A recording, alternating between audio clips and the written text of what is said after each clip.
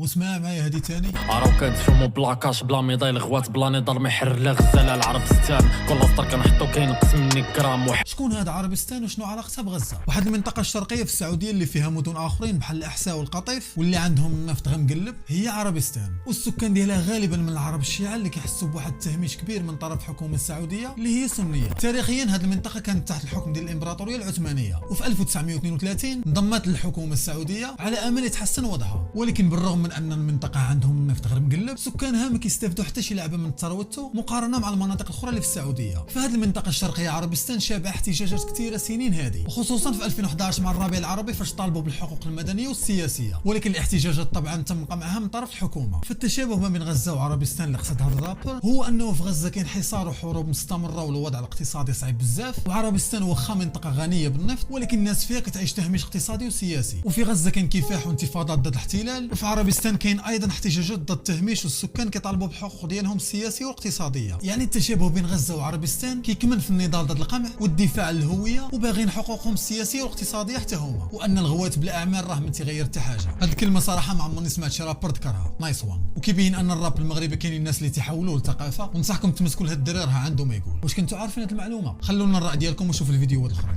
مطادور مخارم مع قطار وسط الكوريطه تركاتي تقدسهم لك انت مارك سراس ندير ساكل في حياتي طالع لي الراب ايكيغاي عراو كنتفهمو بلا كاش بلا ميداي الغوات بلا نضال ما يحرر لا غزاله العربستان كل سطر كنحطو كينقص مني كرام وحالي ترباو للحناك اللي دماغ